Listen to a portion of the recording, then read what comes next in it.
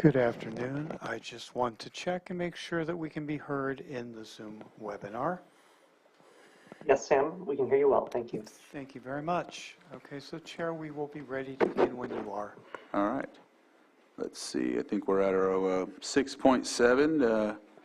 Welcome back from the lunch break. We are at consideration of retention of specialized legal services to address PG&E's wildfire mitigation activities. And with that, I'm waiting for it to upload, but I know that this is County Counsel, Mrs. Grant. Thank you, Mr. Chair.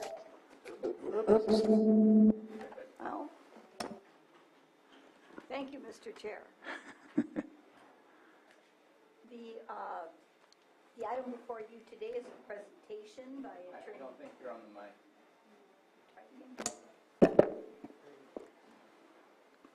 Okay. Yeah, there we go. All right. Thank you, Mr. Chair. The item today is the consideration of retention of specialized legal services. Attorney Megan Samaji is here to make a presentation to your board. Ms. Samaji has just an incredible level of expertise in representing entities with regard to matters of concern involving both Pacific Gas and Electric Company and in front of the CPUC.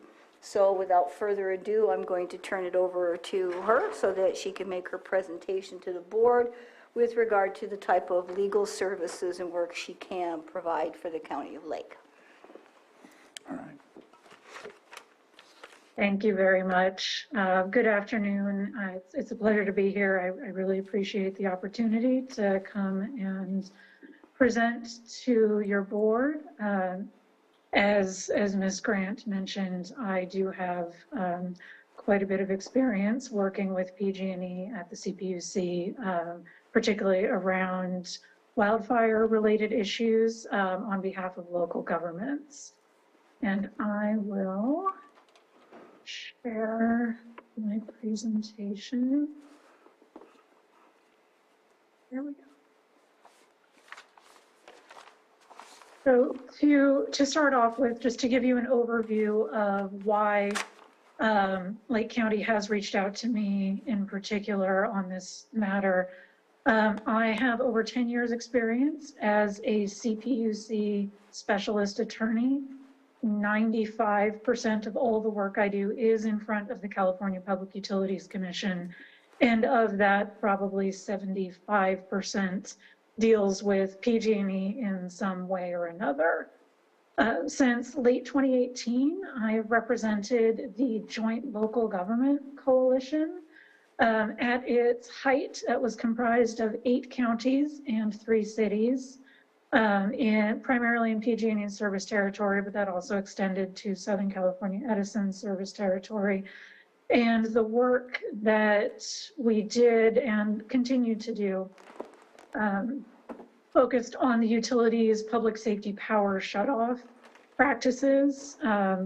We started that work when the programs were in their infancy and it was an unmitigated disaster. And over the course of 3+ years, working directly with the CPUC and with the utilities, we managed to achieve a significant number of the local government's goals in terms of operational changes, communication, outreach, coordination, and getting the CPUC to establish a framework for these power shutoffs that was actually workable and reasonable. And we were also instrumental in the CPUC's proceeding that examined the 2019 power shutoffs and imposed a $106 million penalty on PG&E for failing to conduct them in anything approaching a reasonable fashion. Also, in 2021, on behalf of the counties of Napa and Sonoma and the city of Santa Rosa, I worked along with the rural county representatives of California to get a CPUC order from the executive director that PG&E had to clean up all of the trees that it cut down when it did the post-lightning fire system restoration for the 2020 fires. And that was, I think, an extended struggle through. It took about a year with the CPUC and with PG&E, but we were ultimately successful. And through all this work, I've built a reputation as a credible advocate for local governments in particular. And we have reached the point where CPUC staff routinely reaches out on its own to ask for local government input on particular issues around resiliency and wildfires. And that is the expertise and the reputation that I would bring to bear on behalf of the county should you choose to go forward. And also, very importantly, I am intimately familiar with PG&E, with how it operates, with its accounting. And that is really important because with PG&E, as I'm sure you know, everything at the end of the day always comes down to money. And so understanding where the money comes from, how PG&E tracks it, and whether its claims that it is, exceeded its budget for a particular program are actually credible, that is very helpful in working directly with the utility and also with the regulatory agencies. And I think it helps, to sort of talk about the legal framework and the regulatory framework in which PG&E's wildfire mitigation and its tree cutting activities are happening, and the framework that the county would be working within to try and get PG&E's activities under control, get them to clean up after themselves. A question that I get asked a lot is, does PG&E actually have the authority to do this? Can they just enter property, cut down whatever trees they want, and just leave them there? And at a high level, the answer is yes. And that's because this statute gives PG&E really broad authority to do whatever it deems necessary in terms of trimming trees, cutting down trees, removing them. And that's for line clearance issues. That's for hazard trees that could potentially fall into the line. Just essentially anything that PG&E thinks it needs to do to keep its system safe. And there is a caveat where PG&E is liable for tree work, for any damages from tree work that it does outside of its easements. So if it cuts down a tree and breaks a wall or a water line, or otherwise really damages property outside the easement, PG&E can be made to clean up after itself. But in terms of whether PG&E has the ability to do this work with such broad discretion, the answer is generally yes. And the question of how PG&E goes about deciding what trees to cut down and how that happens, this is the area where the huge disconnect that exists between PG&E's wildfire mitigation and tree removal programs as they exist on paper and how they're actually conducted in practice really shows up. And there's, in this area where, the actual on-the-ground impacts and how it's going in real life, this work happens in a huge gray area where the CPUC has not dictated at a granular level how PG&E really needs to do this on a day-to-day basis, which means that a lot of the work gets left up to PG&E or its contractors. And so this is the area where there is both the greatest amount of frustration and bad behavior, but also the real opportunity to improve how PG&E is operating on a daily basis. And so the decision-making process for how these trees are identified and removed generally follows the same pattern. They have a number of inspections. There are pre-inspections and then secondary inspections and then quality control inspections. But PG&E has an army of inspectors. Some of them are employed by the utility. Some of them are third-party contractors. And they do have training and they do have criteria that they are supposed to adhere to when identifying drought-killed and beetle-killed trees. trees that are at a danger of falling into power lines or where the limbs are, looking like they're potentially able to break off or be harmed by high wind events. And those trees they're marked, according, in theory, to the criteria and the training. And then PG&E sends their contract crews, none of whom are in-house, out into the field. They cut down the trees.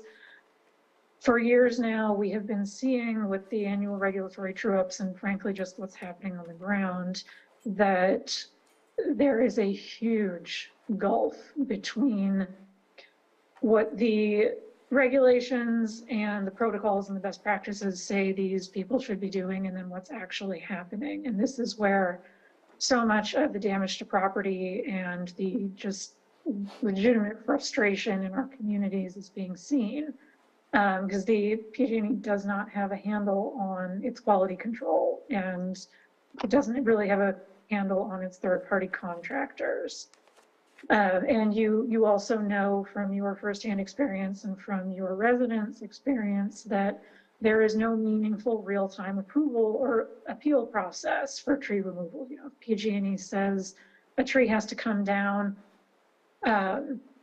there is not a meaningful avenue for a landowner to appeal that determination or get PG&E's crews to leave that tree in place while the dispute is being worked out. That is a real issue in practice, and there is potentially room in the regulatory process to improve that. But as you know, PG&E's driving force is really mitigating its own wildfire liability, and that tends to lead to decisions out in the field that are, overbroad in terms of we're just going to cut down everything and we're not going to talk about it and we're not going to negotiate anything and this is just the way it has to be. And that is a difficult starting position for a landowner and for a community to have to negotiate against. And another aspect of PG&E's tree removal and wildfire mitigation activities that make it difficult to really make any real progress with the utility is it has multiple programs under which trees are cut down, and the utility can use those as a shell game for funding and authorization. And if someone goes to complain to PG&E about a tree because it wasn't anywhere near the power lines, and PG&E can say, well, we cut it down because it was impacted by the drought instead. So you're talking to us about the wrong thing. But there are 4 main programs under which PG&E cuts its trees down. They all have different regulatory authorization, and they all have different funding mechanisms. And understanding how the regulatory approval is set up, where the money comes from, and if there are truly any upper limits on how much money PG&E is authorized to spend, that having that understanding of what's really going on behind the scenes is critical to gaining any ground, both with the regulatory agency and with the utility itself. And so how then do we get to a place where we are improving PG&E's actual day-to-day on-the-ground operations? There are a couple of different avenues at a very high level. There's direct advocacy to the CPUC decision makers. So the commissioners, the commission's executive director, the safety and enforcement division, because PG&E's practice of leaving tens of thousands of felled trees on the ground to just dry out and become kindling is a serious wildfire safety issue, as well as just a safety issue for people who are trying to navigate their own property safely. There's also a possibility for direct advocacy to the Office of Energy Infrastructure Safety, which is the agency that oversees PG&E's wildfire mitigation plan. And what that direct advocacy looks like is requesting meetings, face-to-face Zoom meetings, to talk about the actual conditions in the field, because the regulators tend primarily to be aware of the rosy picture that PG&E paints in its reports and in its plans, which look very reasonable on paper and have all of the protocols all spelled out and all of the explanations of the rigorous training program that their people are going to be going through. And so it is really a key part of the process of improving what's actually happening in real life, to educate the regulators as to what's really happening. That's stories from your constituents, that is photographs, field tours in some cases can be arranged and can be very effective. And under the direct advocacy approach, in a perfect world, the outcome would be that we would get an order from the CPUC on its own volition that PG&E needs to actually clean up after itself and to institute whatever operational best practices, as we have recommended, and that we have made a case for. That was the result that we achieved in 2021 for the trees that PG&E cut down after the lightning fires. That was a direct advocacy approach. It's a positive outcome there is by no means guaranteed, but it is always at a minimum helpful to have FaceTime with the regulators, with the directors of the agencies, because if and when it comes time to file a formal complaint or otherwise, escalate the process in a more formal manner, they're familiar with the issues, they understand what's happening, and hopefully are, already predisposed to really listen to the requests that we're making. The other avenue is a formal complaint to the CPUC. It would allege that PG&E is violating any number of commission orders and rules that PG&E is obligated to follow. I think the first and foremost is just the obligation to provide safe and reliable service. If PG&E is actively creating a fire hazard out in its communities, that is not safe. That will ultimately not be reliable either. And there are a number of other CPUC regulations and statutory provisions as well that can correlate to the work that PG&E is actually doing, and that we would posit the rules that PG&E is absolutely not adhering to. In a complaint context, settlement is likely. The CPUC, they don't, usually when utility behavior is egregious enough, the CPUC will open an investigation and sort of look at all of the bad behavior. We have not seen sufficient appetite from the regulators to open an investigation into the tree cutting work up to this point, which means that the formal complaint is our next best option. And complaints, just as a matter of course, much like with regular litigation, do settle more often than not. And in this case, if we could reach a settlement with PG&E that would provide commitments for cleaning up after itself and implementing best practices, that would certainly be a good outcome. Or if settlement were not possible, then we would hope for a CPUC decision ordering PG&E to do the right thing and clean up its mess.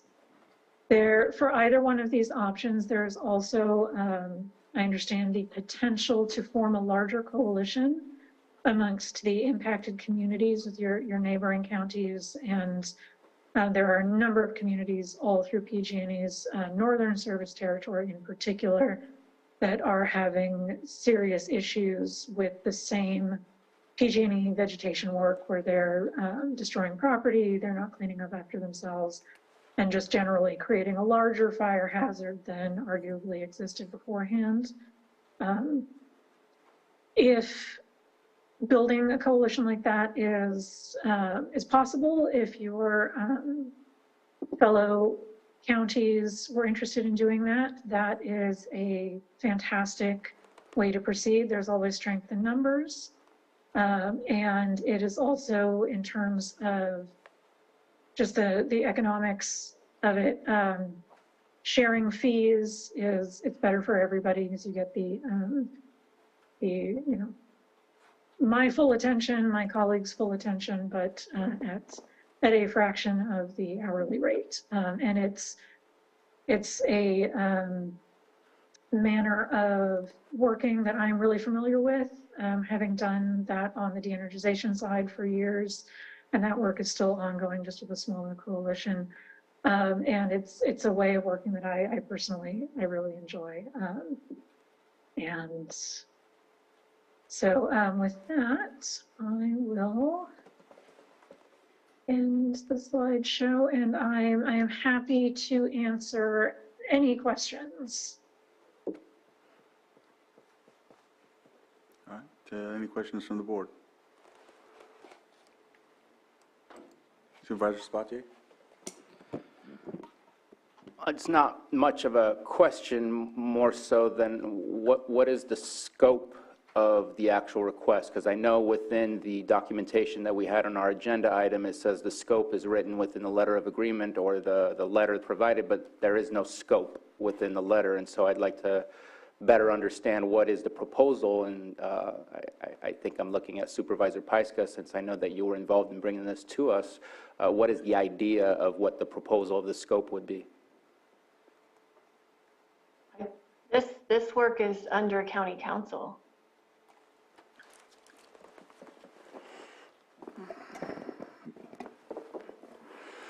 Well, and certainly Megan, jump in if I'm misstating, but given the presentation that was made, I believe that the scope of work would be for Ms. Simonji to act as the county's liaison with CPUC to develop a better understanding of the programs that PG&E is operating under in Lake County as they're cutting down trees, to be able to take the concerns this board has as informed by the public and to move forward to express those through CPUC hearings and perhaps even in direct consultation with PG&E to determine if a resolution can be achieved.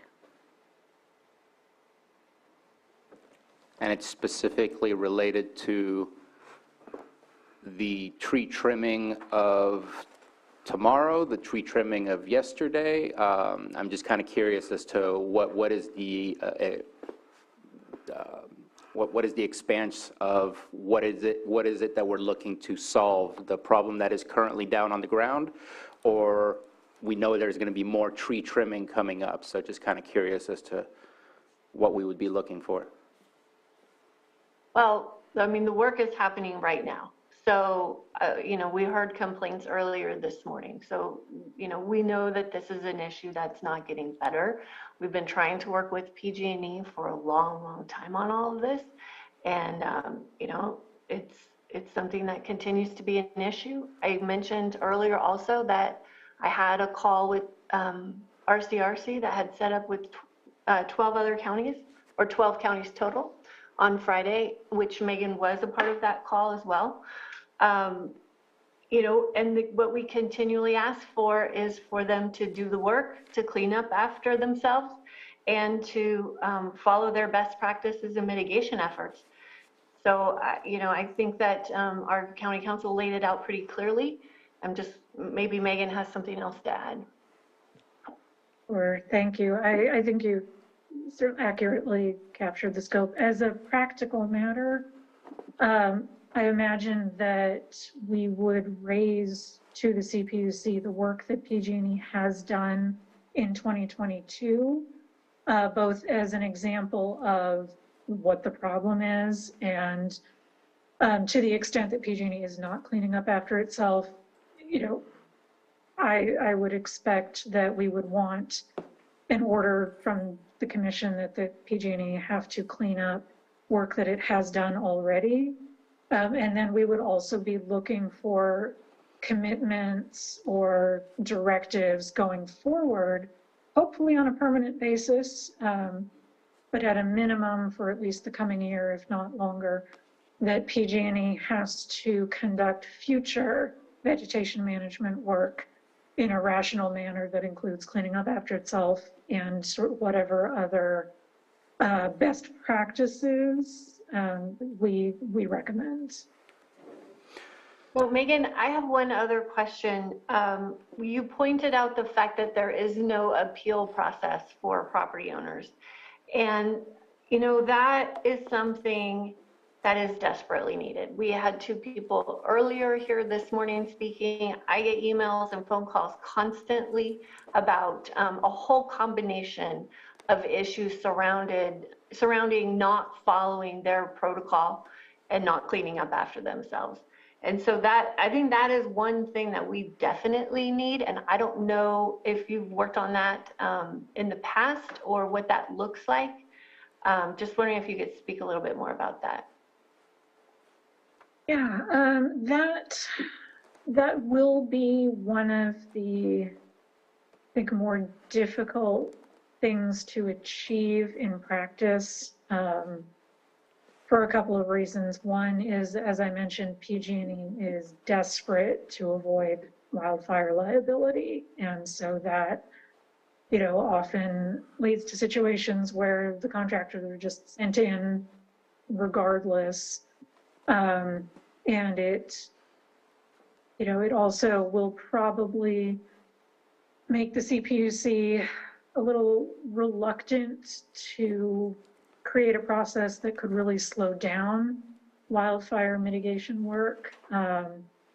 But I think there is room, certainly, to advocate that PG&E's workers out in the fields are better trained and better adhere to their actual requirements. And we can certainly propose a limited appeal process where, you know, within, you know, it would have to be something like a 10 or a 20-day timeline. We could certainly construct a proposal that would not meaningfully hinder wildfire mitigation work. And it's something that the CPUC really does need to be aware of and does need to think about. But I do want to manage expectations up front that all of the improvements that we would be pushing for, that would be one of the hardest to achieve. All right. You had another question? Or? Yeah, so my concern when asking the question of the scope is that does not seem like a small amount of time. It seems like this can get really complicated, can take a long time, and the cost to this is quite steep. And granted, yes, you do come with some background and some experience, but it's still steep. And I'm trying to figure out what kind of hours, what kind of days, what kind of months are we looking at to be able to achieve some of these? Because I've been to some CPUC meetings. They're not efficient and they're not fast. I like the idea of coalition, and I think that if we approach the CPUC, the best bang for our buck would be with coalition. To have multiple voices represented rather than just ours. And I know that you said, Vice Chair Pyska, that we've been working. I don't know what the county has been doing. I know you've been working hard to sit down with PG&E and try to accomplish some of these goals, but I don't know that we've checked off every opportunity. And have we sat down to discuss maybe building an MOU with PG&E of what is expected from us and what is expected from them when it comes to fire safety and cleanup of tree removal? Because that, to me, would be something that is within a scope that I would be in favor of, to say, yes, let's go ahead and join in a relationship to get that MOU that we could probably get a whole lot better through Ms., and I hope I say your name correctly, Samaji, that because of her experience and her understanding of the processes and the rules and regulations that they have to follow, I think it's Rule 95 or something like that, but going through the CPUC, I don't know what kind of price tag we're looking at, and we haven't really discussed a maximum not to exceed or anything like that either. So that was the reason for my scope of service question. But I'm in favor of looking at a coalition. I think voices and numbers is always better. And at that point, joining into an agreement with Ms. Samaji would be great. I would definitely be in favor of that. But if we're going into this unilaterally, I would prefer that the scope be something that we can manage and make sure that we can afford, because at this moment, the scope that we're speaking of is way beyond what I believe is our capability. Are there any other comments from the board, or did you have something to add, Ms. Samaji? I think the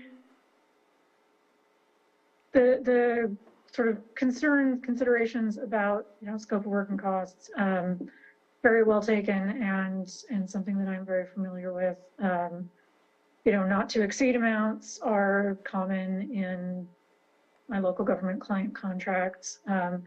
And depending on sort of how the county wants to proceed, do you want to just, as an initial phase, focus on trying to work directly with PG&E or doing some of the direct advocacy to the CPUC, which is less time intensive than a formal proceeding? I can put together cost estimates for that. But you're correct. If we are looking at a formal complaint, that is an extended effort, 12 to 18 months, and it will be time intensive, which is where the coalition really brings a value in terms of just cost savings. All right. So go ahead and open this up for the public. Oh, go ahead, Vice Chair. I thought when we spoke about this a few weeks ago, we had talked about not to exceed $50,000 to begin with. Right, I'm seeing head shake, yes. Yeah, I remember that. Okay.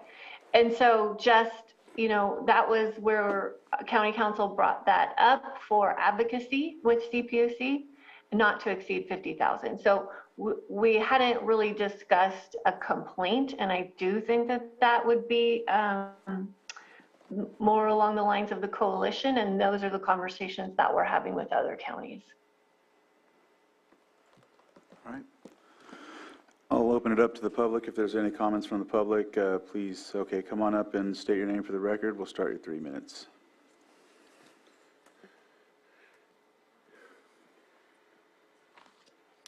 John Moss, I would like to ask you, what other counties are you already working with?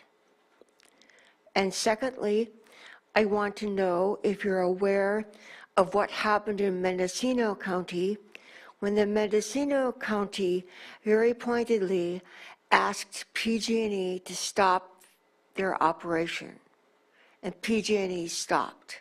Do you know where that stands presently? Thank you. I'd like to know what you're already committed to, and if you heard about what happened in Mendocino County and how that stands. Sure, thank you. So I am currently working with the counties of Marin, Napa, Sonoma, and San Luis Obispo, and the city of Santa Rosa. We're working on ongoing PG&E de-energization matters, and Napa. It's possible Napa and Sonoma may also be having some residual tree removal issues. I am not aware off the top of my head of the specific incident or the specific matter in Mendocino County. So I'm I apologize, I can't provide any additional information about that. The last one you were looking for, Joan, was the city of Santa Rosa. You got the first three right. The last one was the city of Santa Rosa. Thank you. All right. Any other public comment on this item? Hearing none or seeing none. Wait, one more. Yep. Bring it back to the board. Supervisor Simon. So just a follow-up question. I know in the memo we got too, I know we were talking about it last time. If we're going to move forward with this contract, what budget unit is the funding coming from? Go ahead, Susan. Admin, Okay. 1120. Yeah.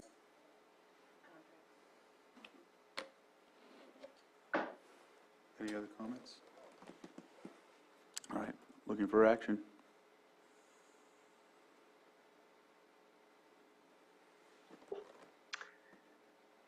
Mr. Chair, I move that we approve the engagement letter or for legal services to address PG&E's wildfire mitigation activities. Second. Ms. Grant? One question. Are you going to put a limit on that? We talked about the Yes. 50,000. Yeah, and authorize the county council to sign with a limit of $50,000. Okay. Okay. And Second. so I have a motion and a second. Conduct the roll call, please, Johanna. Okay, Supervisor Simon, Yes. Supervisor Sabatier, Nay. Supervisor Pyska, Yes. and Supervisor Crandall. Yes. Thank you. Motion carries.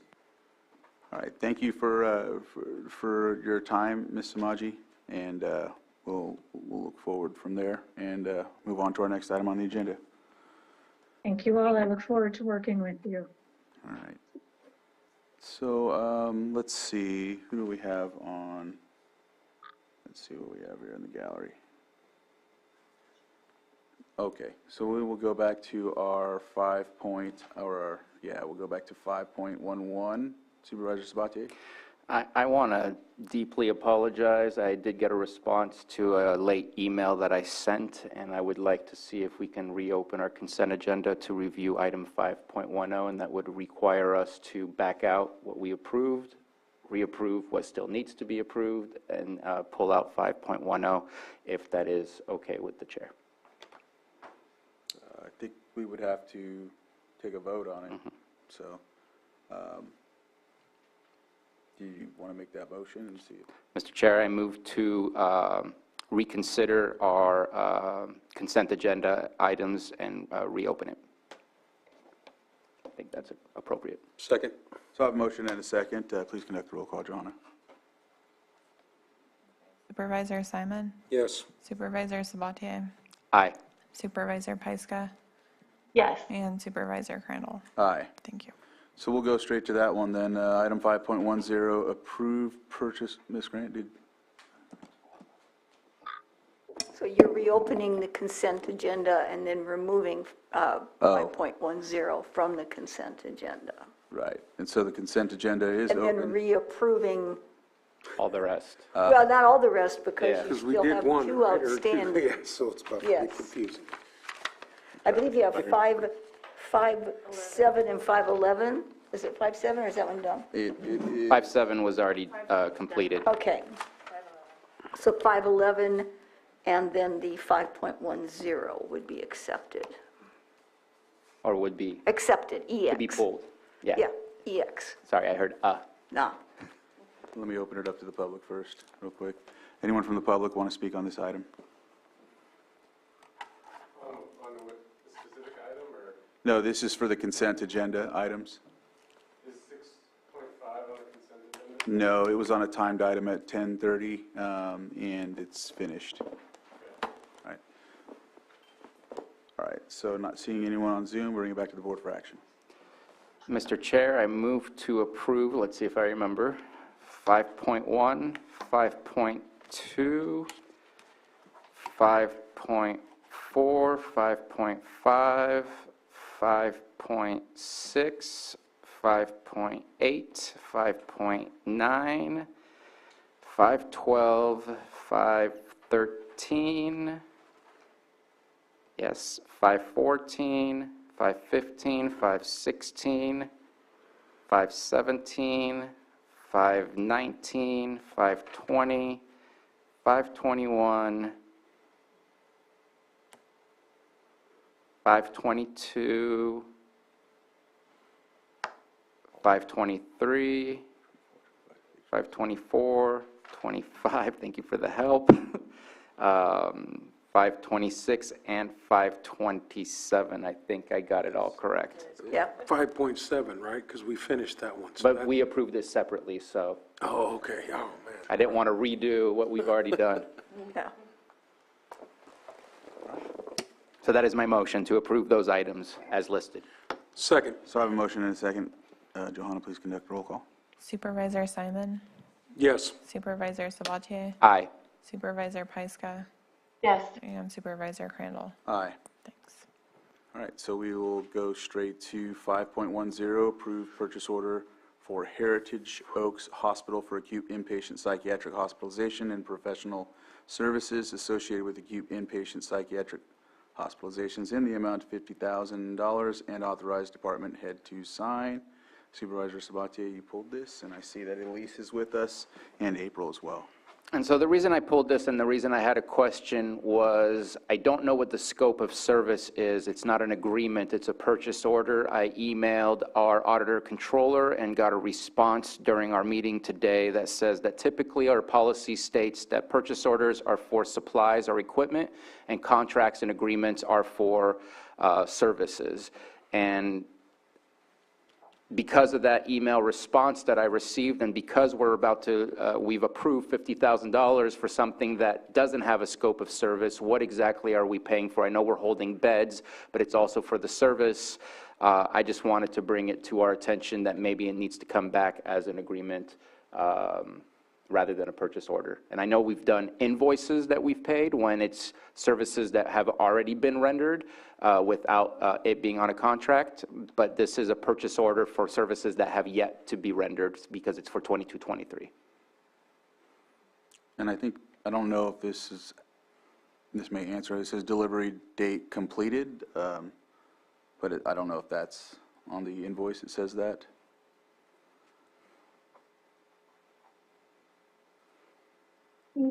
But I'll defer to, I'm just seeing that, I don't know if you've seen it too, but Elise, I don't know if you would like to, or April, either or.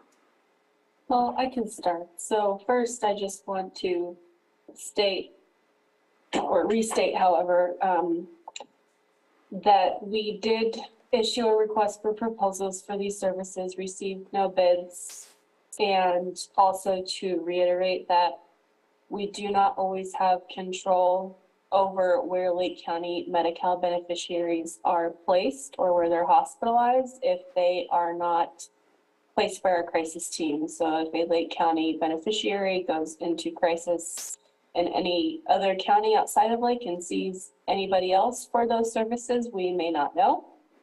And so we often get, I guess you could say, surprise bills. And so Supervisor Sabatier, you are correct in that we have used purchase orders to resolve those unforeseen hospitalization services for Lake County beneficiaries for which we are financially responsible. And this is the anticipation that we will continue to receive inpatient psychiatric hospitalization and associated professional services for Lake County beneficiaries through Heritage Oaks Hospital that are unanticipated by our plan because it's not being managed by our crisis team internally. So these are services that were rendered? I believe it's a combination of both. And so it's services that have been rendered and also anticipation of services that may be rendered in order to avoid having to go to the board multiple times for multiple different purchase orders. However, we can certainly revise that practice. So I know that the title of the attachment is fiscal year 22-23, so that's where it started to get a little bit confusing. And if it's split, there's not a mention, I believe, in anything to say which fiscal year other than the title, and so that was confusing to me. I thought we were just preemptively doing beds, but I'm still uncomfortable with putting down money without describing scopes of services, at least an invoice that we're paying for. We have the services detailed and what we're paying, But here, we're going ahead and allocating funds to something that isn't described as to what that service will be. So I'm uncomfortable with moving forward with, for the future portion of it. The past, I think, needs to be paid. That one's not questionable to me. But for the future, I need to see a scope of service in order to feel comfortable to say yes. All right, any other comments from the board? Supervisor Simon? Just on the conversation to continue it, because I know there's a list of services included on the back. I know it's not a scope of services. If you go to page 3. Yeah. There's somewhat, I know, probably, you want something written out a little bit more, but it says included services, non-covered services, so just wanted to mention that. So I'll open it up to the public for any comments on item 5.10. And I'm not seeing anyone for this item or on Zoom, and I'll bring it back to the board. Ms. Grant? I just wanted to point out, I'm sure your board already saw it, but it does say delivery date completed. So I don't know that it's clear that it could be a combination of past and future services. So I think for past services, because as Supervisor Simon points out, there is a scope provided. I think just from, and your board may prefer something completely different, which is totally within your purview. But for services already provided, there's probably enough with a purchase order from a legal perspective. Okay. All right. Supervisor? And I would say with the data provided and the fact that there's no fiscal year in any of our documents here other than the title of something, I think that I would like to see this come back and a little bit more clear as to what it cost for fiscal year 21-22 and what it will cost for 22-23. And my preference would be to see the 22-23 coming back as a normal standard contract as we usually see for these types of services. Ms. Grant? Sorry. No. One other thing, if this is for future services and you're talking about essentially beds with services provided, I would think that if you want to pay in advance when you don't know, you might want to set it up as kind of a retainer agreement. Elise? Yes, sorry. I just got further clarification from our fiscal team that we have past invoices and we actually have 2 clients there presently. So we were doing some projection of those costs associated with the clients that are presently admitted to Heritage Oaks. Okay. All right. From that, is there any other comments, or are we ready for action on this?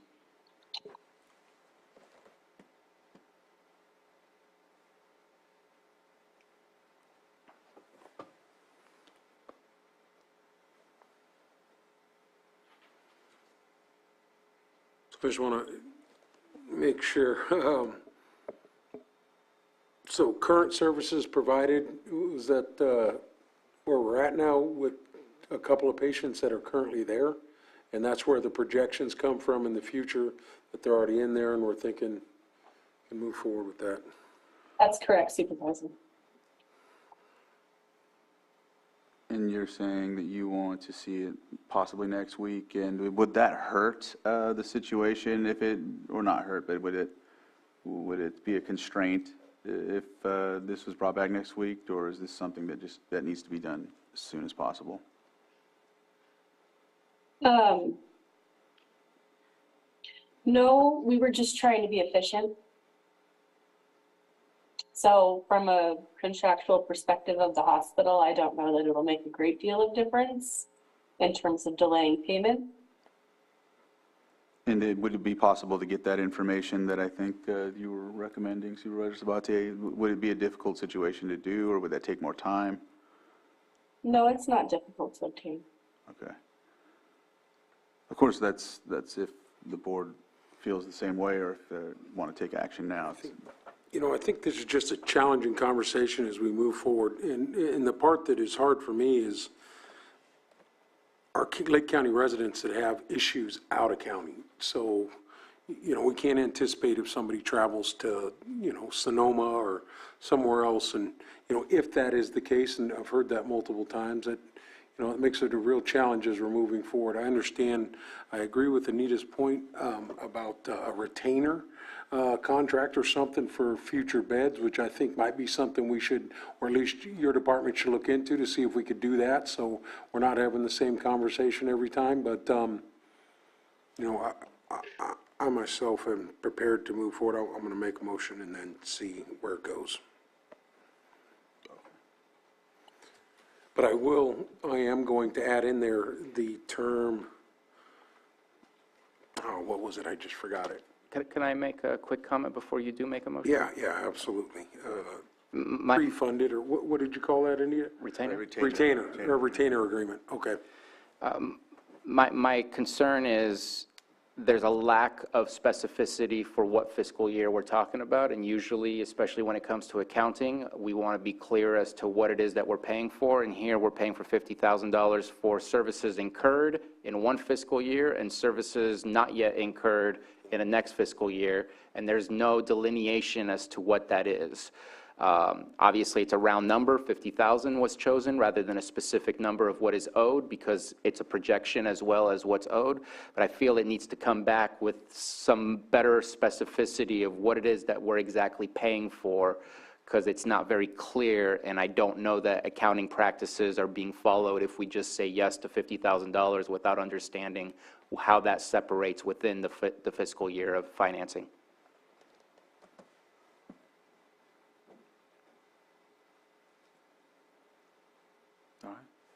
So at this point, you know, obviously we'll defer to the department.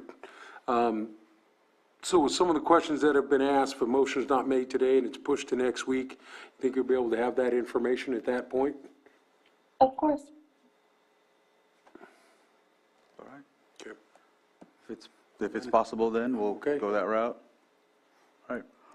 All right, thank you, Ms. Jones and Ms. Giambria. We'll go ahead and bring this back forward next week, and we'll be looking for that information. Thank you. So for that, this one will be continued to next week. Next, let's move on to 5.11, waive the formal bidding process pursuant to Lake County Code Section 38.2 and is not in the public interest due to the unique nature of goods and services, and B, approve the agreement between County of Lake and Kingsview Professional Services for MIS support services for FY 22 and 23 in the amount of $158,469, and authorize the board chair to sign. Supervisor Spatier, I think you pulled this. Yes, I did. I pulled it, I want to say 3 weeks ago because it didn't have the waiving of the bidding, and then I pulled it again last week, but it was pulled by Director Metcalf because I made a statement to him that I disagreed, that I think we need to go out for an RFP because this is not a unique service. Today, what we have in front of us has a different reason as to why it is a unique service, and I disagree with it. I think that we are in October. We're looking at a 22-23 contract, and the timeliness of it should not have an impact as us doing our due diligence of going through these processes, vetting our bids that we receive, and then bringing this to the Board of Supervisors for approval. We were told at one point that Kingsview is the only one who does this. That is not correct. I've had a conversation with Cerner, the company that does Anasazi software for us, and we have the capability of doing this ourselves in-house if we were trained for it and we had the capacity for it, and others are able to do it for us as well. This is not the only agency out there that can do that. All right, any other comments from the board? Staff, is there anything to add to that or any comments? Yes, while it may be true that there are other entities who provide supportive services to Anasazi Electronic Health Record, as noted in the agreement, we have been working with Kingsview since 2006 to manage and administer the system. And so for us, the continuity perspective, they understand our system, they understand our local system. That's critical to ensuring the success and the successful migration into a new EHR. And as far as taking this work in-house, I agree that would be ideal. However, at this time, we do not have the capacity to take that project on. All right. We will open it up to the public to see if there's anyone that wants to comment on item 5.11.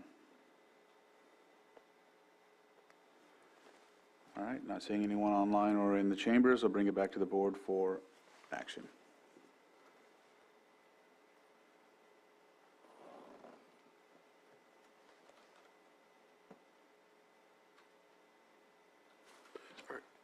I'm going to go ahead and make a motion, see if it's seconded. Mr. Chair, I move to waive the formal bidding process pursuant to Lake County Code, Section 38.2, as it is not in the public interest due to the unique nature of goods and services. Second. So I have a motion and a second. Johanna, please conduct the roll call. Supervisor Simon? Yes. Supervisor Sabatier? Nay. Supervisor Pyska? Yes. And Supervisor Crandall? Nay. Thank you. And so with that, do we even go to B? A tie vote for your board is a no action, which is the same as no. Which would mean that we're requesting for an RFP process at that point in order to move forward. Or at the very least, for the department to go back and offer perhaps more substantial information as to why it falls within one of the exceptions under 38.2. Yeah, and I'll just expand on where I was ready to move forward on that is, you know, I always understand when you're going migration of a system, I can clearly understand once you get through that to go to the RFP process, but someone, you know, just in the memo reading it and, you know, has extensive experience with that. So that's where my motion came from, in that continuity and understanding the challenges of each department that we have to taking things in-house. As we get more folks in and capacity, I think that's definitely where we need to go. So that was my, the reason I made the motion. You said that earlier. Is there a way we can, I agree, and, you know, going through a migration is a really vulnerable time, and, you know, a lot can go wrong, and I think it's important to, you know, have this partner to get us through this migration. with that explanation, I don't mind reopening this and taking the vote again if necessary. But I would like to see RFP and the effort to conduct this when the contract's up for next time. May I add something? There won't be another contract up for next time because the migration includes these supportive services. It's all rolled into one. So we have coalesced and consolidated all of this work into one provider who will provide an all-inclusive solution, which has already been approved by our board. So literally this just needs to carry us through to about March of 2023, and then we'll be done with them. Then I'll look to, Do we need to reconsider the vote? Yes, the contract provides that it terminates on June 30th, 2023. okay. But certainly your board can also give direction to staff if there should be any further need. I'll go with that. Long-term contracts with the same contractor, as your board knows, can present various difficulties for a public entity. But here it sounds as if you stated reasons, and it's not even a year's length of time to perform these final tasks. All right. So we'll have to rescind my vote, I guess, or? Take it up for rehearing, so a motion to rehear the item. So a motion, there's a motion to rehear the item. I'll move to rehear the item. Second. So I have a motion and a second. Johanna, please conduct the roll call. Okay, Supervisor Simon? Yes. Supervisor Sabatier? Aye. Supervisor Pyska? Yes. And Supervisor Crandall? Aye. Thank you. And so do I have to read it again and all that, or, okay. I think all you'll have to do now is Public input, and then bring it back for action? you can bring it then, and then you can bring it back for action, and you'll take action to rescind the earlier motion and then just make a new motion. All right. Didn't we just rescind it? No, we did motion to open it. That was to rehear. Yeah. Sorry. And so if, I may have said rescind. It's okay. Okay. You meant rehear. Yeah. I'm sorry. No, that was clear, It's my sir. fault. You're fine. Go ahead. So we'll open it up to the public in case there's anyone that wants to speak on this item. or the discussion that's taken place so far? Not hearing any, we'll bring it back to the board. And if there's a motion to rescind, and then we'll conduct another vote, right? So, Mr. Chair, I will move to rescind the previous vote on this item. Second. So I have a motion and a second. Joanna, please conduct roll call. Supervisor Simon? Yes. Supervisor Sabatier? Aye. Supervisor Pyska? Yes. And Supervisor Crandall? Aye.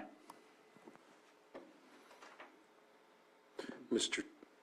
Chair, I now move to waive the formal bidding process pursuant to Lake County Section 38.2. It is not in the public interest due to the unique nature of goods and services. Second. So I have a motion and a second. Joanna, please conduct roll call. Simon? Yes. Supervisor Sabatier? Nay. Supervisor Pyska? Yes. And Supervisor Crandall? Yes. Thank you. Mr. Chair, I move to approve the agreement between the County of Lake and Kingsview Professional Services for MIS support services for FY 22-23 in the amount of $158,469.00 and authorize the board chair to sign. Second. So I have a motion and a second. Supervisor Simon? Yes. Supervisor Sabatier? Nay. Supervisor Pyska? Yes. And Supervisor Crandall? Aye. Thank you. All right. With that, we'll close those items from the consent agenda and move on to our non-timed items, which is next would be, let's do 7.4. Consideration of resolution authorizing an amendment to the standard agreement between County of Lake and Department of Healthcare Services for the period of July 1st, 2020 through June 30th, 2023, and authorizing the Behavioral Health Director to sign the amendment to the standard agreement. And this is Elise, if I think, or April. I'll start us off. All right.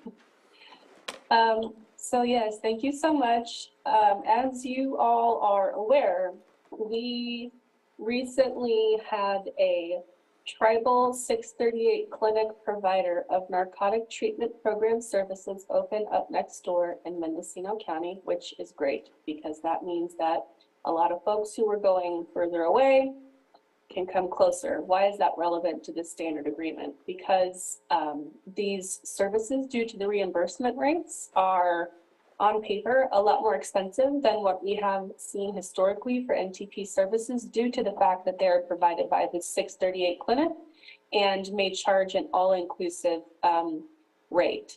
And April, of course, can clarify and expand upon that. And so in order to accommodate those costs and those mandated services, we must amend our agreement with the Department of Healthcare Services as the Drug Medi-Cal plan to provide a mechanism of reimbursement for those incurred costs. April?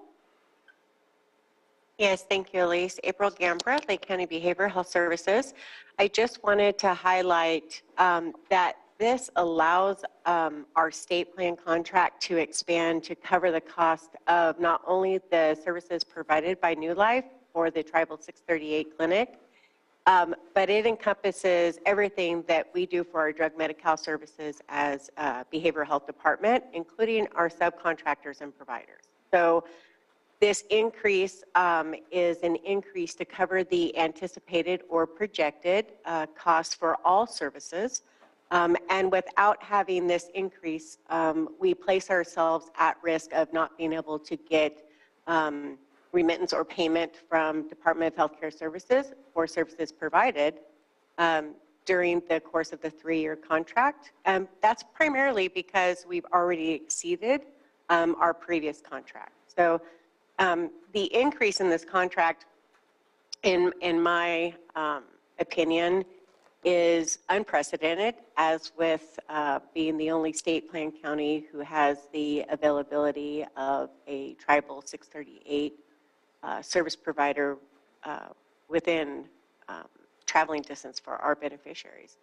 Much like our previous agenda item, individuals do not need prior authorization to be able to access these services. And so we had to do a lot of shuffling, as I'm sure your board is aware, and impromptu meetings with the state to figure out payment mechanisms, reimbursement amounts, reimbursement mechanisms, billing mechanisms. Like we've really been trailblazers in this area. And so although it's been very painful for our board, our community, and our department, I just would like to say on behalf of our department and our beneficiaries, thank you. I'm really honored to be a part of this. And so I'm looking forward to answering any questions that you guys have. Thank you. Supervisor Sabatier? So this is one that, out of all the items on our agenda, this one poses me the greatest turmoil in my mind. Last year, we needed to borrow some money just to pay the bill, which was 1.6. We started out at 400, went to 850, eventually went to 1.6. Already, and I'm going to speak specifically to New Life, even though this is not the contract that's in front of us, but it's part of what the reimbursements are for. Already, we've spent just in the month of July and August $600,000 plus. I think it's closer to $650,000. We do not have a contract. That I hope we can remedy that sooner than later. If you start doing the math, we're looking at potentially $3.6 million for the total year. And I know in speaking with behavioral health, Ms. Gambra, that the idea, at least with New Life, is they won't get paid until we get reimbursed by the state. Now, the $26 million we're looking at is not just with New Life. So some of my questions are, is everyone going to be waiting for us to be reimbursed by the state before we owe them money? And that still leaves a lot of room for other services. And eventually it is our liability if New Life ever says, we change our mind, we need to get paid because the state's taking too long to pay you. And I don't know where we find the money within our finances to cover this large increase, which before was about 1.2 million, 1.4 million. I forget where it started. It's crossed off, so it's hard to read. And also the exhibit that's in front of us, I don't know if it covers or doesn't cover New Life, which I'm told it does. But it's not up to date if it says we only had $600,000 last year. So is the last year's bills being added into the 22-23? Because it doesn't make sense for what we paid for 21-22. But I'm highly concerned that eventually the bill will drop on Lake County, and we don't have the finances to cover up to $26 million worth of services, especially if it's entitlements where we have no choice but to pay it. I also have a concern, why is Mendocino not contracted with this Tribal 638? Because you're saying here that this is a rate that we've never seen, so we're paying more for these same services than we would if we didn't have such a contract. So I'm kind of confused as to, we're paying more for it. The people whose backyard that they're in the Mendocino County region are not, no one else is doing this. I know that there's the idea of pioneering, but I'm also very concerned, especially when I see that we have the ability to spend up to $26 million, and you don't have that in your reserves. We don't have that in our reserves, and I'm very concerned that one day the shoe will drop and we have to actually pay something that we cannot afford to actually pay. So I don't know what the answer is, but I know that I needed to share those concerns. I would love to see something more within a range that is manageable within your own reserves than this large number that just kind of creeps me out. So, thank you. There is a lot of questions that I want to address, and I don't think I'm going to be able to recall all of your concerns. But what I would like to say is, I'll start backwards. I can't speak on behalf of Mendocino County, but I know that Mendocino is part of the regional model of the organized delivery system. Because they did not carve out NTP services, they are trying to figure out a reconciliation process. From what I understand, this is currently quite a burden. But regardless, they are still charged the 640 rate. They are still entitled to that rate. It doesn't change by county. It is the federal register reimbursable rate for the services that they provide. What does change for them is their reimbursable rate. So when I say that we pioneered, because we read the information notices and our standard terms and conditions of our state plan contract and followed the letter to the law, we are eligible for that 640 full reimbursement, which is pioneering. Others have spent their investments avoiding being accountable for that service, avoiding partnering with those contracted providers, and so, or they haven't had the opportunity to kind of iron out these type of things. Whereas with our department, I personally sat in several meetings and agreed and encouraged our department to do the right thing, which was contract, which makes us eligible to receive those services. So because we went into contract, we did the right thing. We will be getting full reimbursement. To the projection statement of 26 million.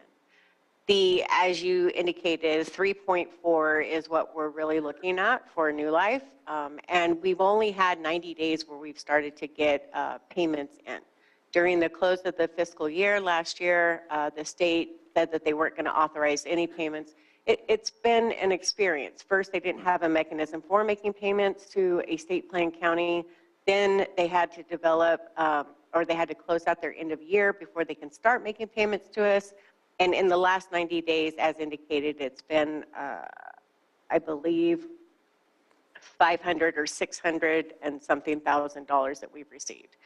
I don't or cannot explain why there's been this inconsistency with why they're reimbursing some services from different periods and then others are taking longer. I don't know, but there's been several conversations, and we have the intermittents or the payments to show that we are receiving that $640 full reimbursement. So we do have documentation to show that the money is coming. I understand the concern. The dollar amount is quite large. I did want to clarify that we borrowed that money that we previously needed to cover those expenses from our realignment dollars. Your question about, or statement about, question about other entities having to wait. There is a standardized billing process that happens, and so we must submit up to the state, and then we get reimbursement, and then we make payment. Correct me if I'm wrong, Elise. Did I say that correctly? Okay, and so it is that they already, or we already, as providers ourselves, wait for that payment as part of our standardized payment process. So this is nothing different. It's just before we were trying to iron out all of the, and close out last year's, last fiscal year's payments before going into this year. I believe that's why we chose to pay them. Is that correct, Elise? I'm sorry. Do you recall? Our fiscal manager isn't here today, and I'm trying to remember. One more time, I'm sorry. So there was a question about why we made those payments, and the fact that they're not getting paid until we get paid is new. And I'm just curious, why was it that we made payments before without getting paid first? Because in our fiscal year 21-22 contract, which reflects the beginning of our relationship or anybody's relationship with New Life for these services, that tribal provision of the non-federal share had not been dreamed up yet. And it was through a collaboration with New Life Clinic and their management company and consultants, who, recognizing that this could potentially place an undue financial burden on the county to essentially float the funds, were voluntarily willing to, again, to provide up that non-federal share of costs. And so actually the last amendment that we brought forth for New Life Clinic does include that provision, and the current contract that is in draft for fiscal year 22-23 also includes that provision of the non-federal share. Now, of course, just because the contract states that it is up to, there's the contract maximum 26 million and some change, does not mean that we are obligated nor will use that entirety. That is just the maximum, right?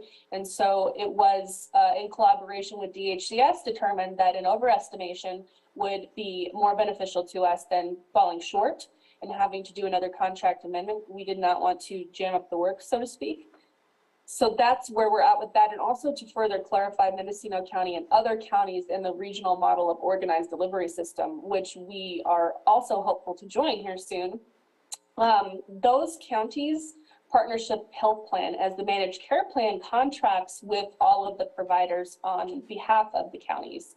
And so at that, my understanding is that partnership is actually contracted with New Life Clinic on behalf of counties for beneficiaries in the organized delivery system. However, it's important to note that partnership as an entity is not eligible to receive a voluntary contribution from the tribe because it must be a government to government transfer. I am not an expert in that. It's a very superficial knowledge that I have, but I'm articulating it as best I can. So the position that we're in is actually pretty advantageous because we have done a lot of learnings, and in our entry to the organized delivery system, it will be imperative, and we're aware of the need to carve out and essentially hold out New Life or Tribal 638 provided services from the contract with partnership, because that would get in the way of that funding float. So that, and yes, it is also new that unprecedented that we would not normally have to pay an invoice to a contractor for services, and then you submit that cost up and you're reimbursed, right?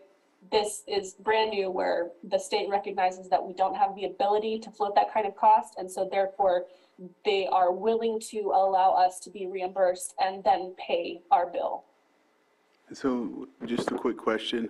You mentioned reimbursed also with Tribal 638. Does that mean you'll be working with Tribal Health in that capacity? At present, Tribal Health in Lake County does not provide any specialty mental health or drug Medi-Cal services. Okay. They provide mental health services for the mild to moderate population. So, all right. But were they to dip their toe in the water and want to provide those services, yes, we would have an obligation. Well, I mean, you mentioned the 638 reimbursements, and so I just thought maybe they were included somehow, because I know that they are not. However, they are a Tribal 638 clinic, and so of course they are also reimbursed at that daily base rate of $640. So it's just that they are not providing drug Medi-Cal or specialty mental health services, where New Life is a clinic that opens specifically to provide those DMC entitlements. Okay, thank you for that. Supervisor Sabatier? Yeah, and just one comment on what was stated. You said that we do not have to, or we don't plan to spend up to the $26 million, but we also stated that there's no need for referrals or approvals, that anyone can walk in and get that service. So it's really out of our hands, and it's possible that there could be $26 million. And there's also the possibility that we create a situation where we do not get reimbursed because we submit bad bills, bad reimbursements. It's possible. I've worked before in the hospitals. You can get denied by Medi-Cal for services, and that's where I get worried, is that it is not 100% guaranteed at all, and that number is so large. That's where I get concerned. I also forgot to mention one thing which prohibits me from approving this until at least next week. I know it's coming next week, is your contract does not allow for this level of expenditure. Your budget does not allow for this level of expenditure, and in my opinion, that needs to come before we approve for expenditures that go above and beyond what was budgeted and approved. Happy to address any of those. So I'll start with the first one last. Our budget, we do have a budget for resolution to revise our fiscal year 22-23 budget to increase appropriations to cover this. And I would like to reiterate that without having this standard agreement amendment in place, we are essentially excluded from any reimbursement. So it's imperative that we are able to have this appropriation with DHCS. Otherwise, we will not receive any reimbursement because we have exceeded our contract maximum presently. And that also includes services that are provided in-house. Yes, we do provide DMC services in-house on an outpatient basis, and that revenue supports those services. So And I just wanted to further that. I don't know the ramifications, but I know they would be very significant if we ourselves or our contractor providers like Hilltop or RCS were not able to perform their services because we did not have a current or active contract in place. So I hope that we can get that resolved as quickly as possible. And I also do want to comment, there is in fact the potential for denied claims. There is room for error, of course, in those. And so I do want to acknowledge Mr. Sabatier or Chairman Sabatier, board member Sabatier, I'm sorry. I do want to acknowledge space and say that there is a chance for denials, but I do not believe that those denials would surpass, I think that they would be minimal. That's what I'm trying to say.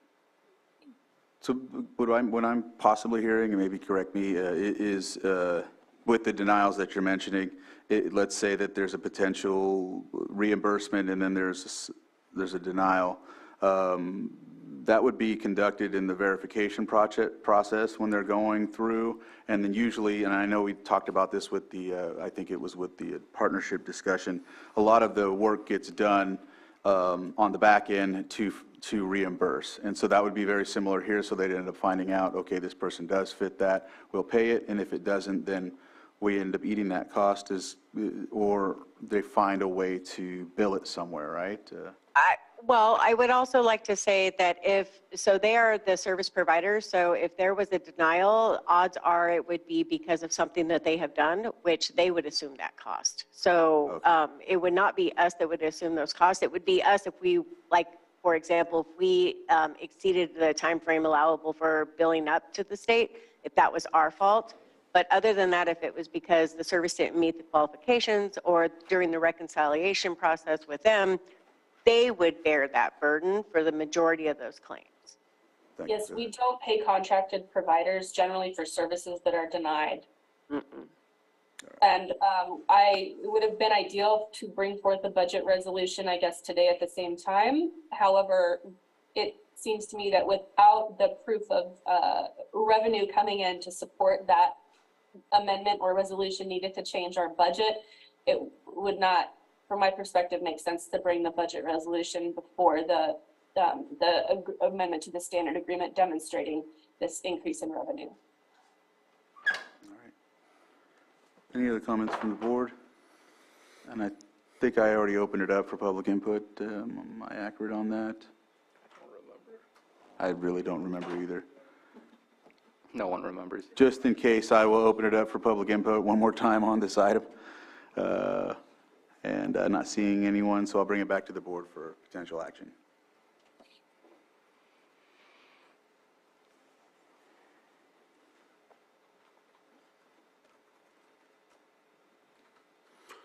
So are we offering a resolution or motioning to adopt the resolution? Yeah. I'd like to offer the resolution. Resolution has been offered. Please conduct the roll call, John. Okay, Supervisor Simon, Yes. Supervisor Sabatier, Nay. Supervisor Pyska, Yes. and Supervisor Crandall. Aye. Right, with that, 7.4 carries. So let's move on to 7.5. Consideration of amendment number 3 to the agreement between County of Lake and North Valley Behavioral Health, LLC, for acute inpatient psychiatric hospital services and professional services associated with acute inpatient psychiatric hospitalization for fiscal year 2021 and 22 in the amount of $911,380, and authorize the board chair to sign. All right, Elise? Yes. Thank you, Mr. Crandall.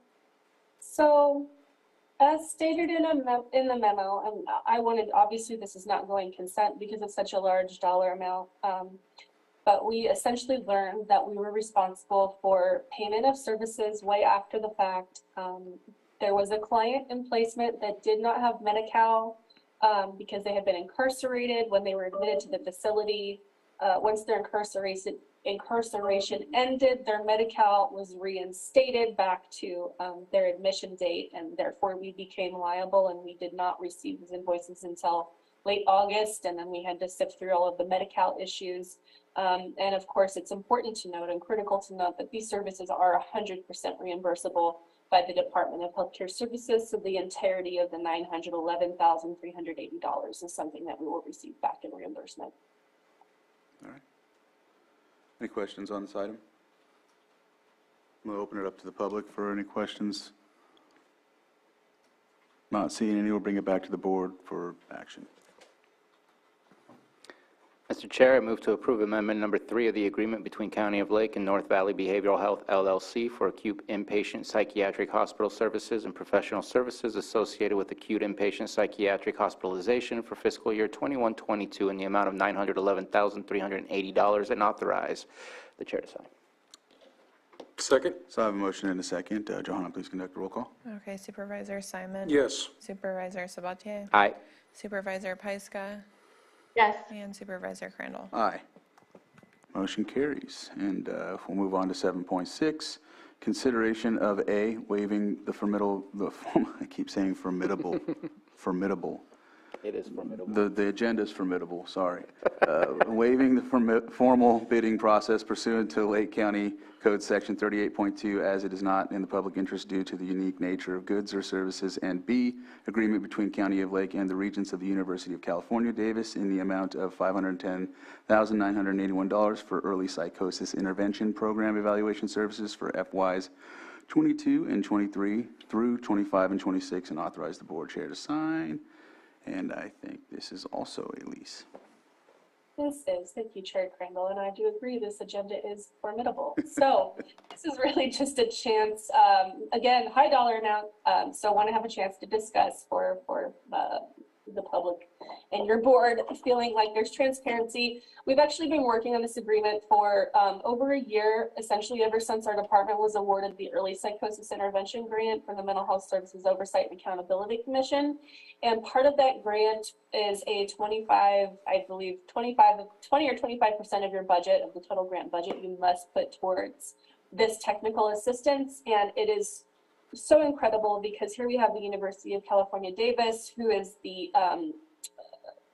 convener of UCSF, also working with Harvard, also working with a variety of other educational institutions with the premier experts in the field of early psychosis intervention to develop a first of its kind statewide tracking mechanism for early psychosis intervention programs. So not only will they help us track our county-specific, county-level data to determine how we're meeting against standardized benchmarks and our implementation plan for the grant, but also we can compare the aggregate data across counties to look at how our county is performing on those benchmarks relative to other counties, with the overall goal of using that data to inform our practices so that we can better ameliorate the symptoms of early psychosis for a vulnerable population. There's significant data that shows that early and intensive intervention and treatment of these symptoms actually can result in people who are essentially symptom-free and don't have to live in a special juvenile healthcare system and can go out and live really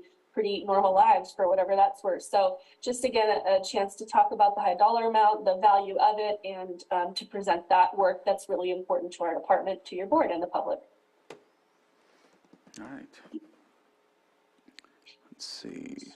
Are there any questions at this time? Not seeing any. Open it up to the public for any comments on this item. And not seeing or hearing any, I'll bring it back to the board for potential action. Mr. Chair, I move to waive the formal bidding process pursuant to Lake County Code Section 38.2 as it is not in the public interest due to the unique nature of goods or services, and approve the agreement between County of Lake and the Regents of the University of California, Davis in the amount of $510,981 for early psychosis intervention program evaluation services for fiscal years 22-23 through 25-26, and authorize the board chair to sign. Second? I have a motion and a second. Johanna, please conduct a roll call. Okay, Supervisor Simon? Yes. Supervisor Sabatier? Aye. Supervisor Pyska? Yes. And Supervisor Crandall. Aye. Motion carries. Thank you very much, Elise and April, for your assistance with these agenda items. And with that, it looks like we've gotten through this agenda. We will now move on to our closed session items, which is 9.1, conference with legal counsel, significant exposure to litigation pursuant to Government Code Section 54956.9D2E1, one potential case. 9.2, conference with legal counsel, existing litigation pursuant to Government Code Section 54956.9D1 in National Prescription Opiate Litigation, MDL numbers 2804, case number 17MD2804, and 9.3, conference with legal counsel, existing litigation pursuant to Government Code Section 54956.9D1, City of Clear Lake versus County of Lake et al. And with that, we will go into closed session.